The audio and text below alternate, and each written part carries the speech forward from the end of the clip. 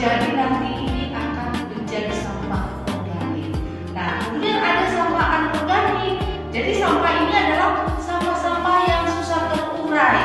Contohnya adalah sampah-sampah plastik, sampah-sampah yang tidak berasal dari alam. Jadi ini disebut dengan sampah anorganik. Nah, kalau yang ibu pegang ini ada dua jenis ya. Ada sampah B3. Jangan lupa ya, B3 singkatan bahan berbahaya dan beracun.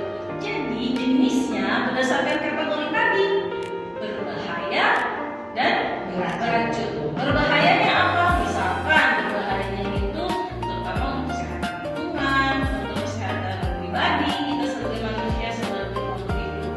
Dan beracunnya itu ada beberapa komponen yang memang beracun. Oke, contohnya apa? Kalau contohnya kita bisa lihat di sini, itu adalah baterai.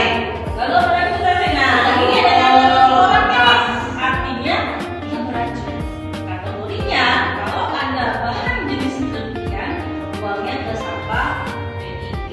Kalau residu itu artinya ampas, sisa.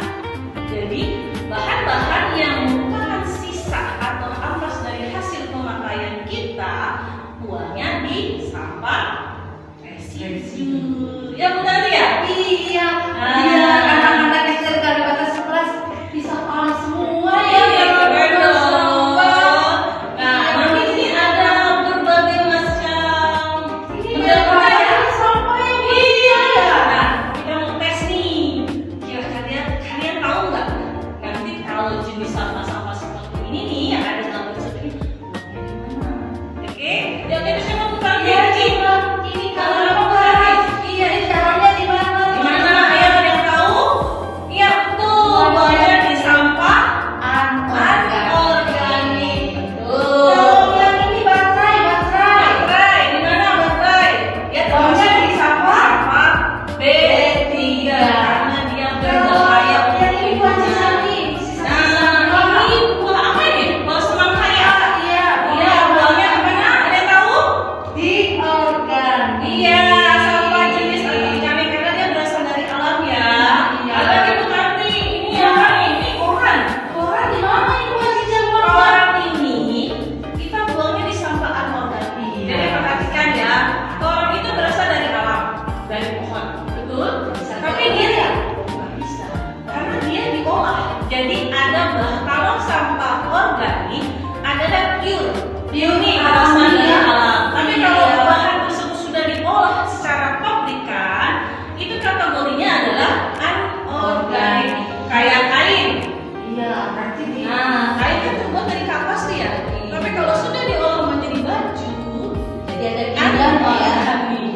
Jadi kalau perhatikan di sana ya. ini kalau yang ini contohnya apa dong yang Oh iya, ini sampah residu. Tadi dia ingat ya, residu itu artinya ampas atau sisa. Jadi memang pemakaian kita yang meninggalkan sisa itu nggak boleh terbuang sembarangan. Jadi buangnya di tempat Contoh residu. yang lain. Contoh yang lain, nah ini dia. Iya, ini Sarung tangan. Kalau kamu misalnya berkebun atau memasak kan pakai sarung tangan plastik tuh ya, buangnya nggak boleh sembarangan. Kategorinya buangnya di tempat residu. Apalagi ya bukan yang ada residunya. Nah, botol itu di sini. Botol di mana? Di ini B3. botol itu di B3 betul sekali.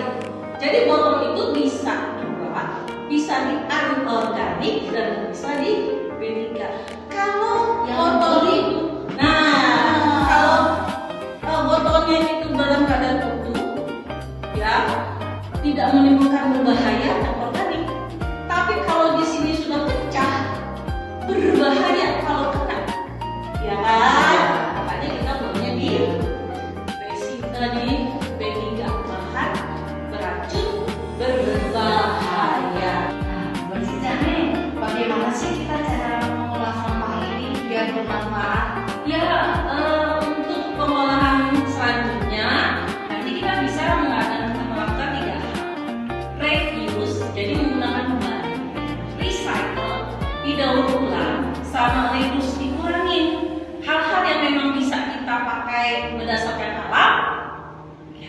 jangan berdasarkan yang pabrikan, karena nanti agak lebih rumit lagi nih penanganan sampah tersebut.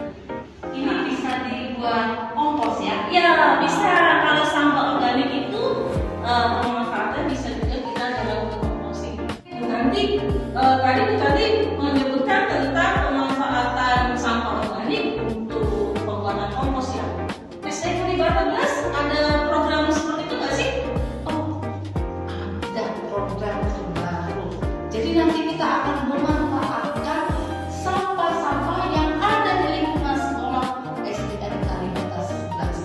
Jadi kita akan membuat kompos yang bermanfaat untuk lingkungan kita. Dan tentunya untuk ekonomi juga ya. Pastinya berbeda. Demikianlah informasi yang bisa kami berikan tentang MPL 2026. Terima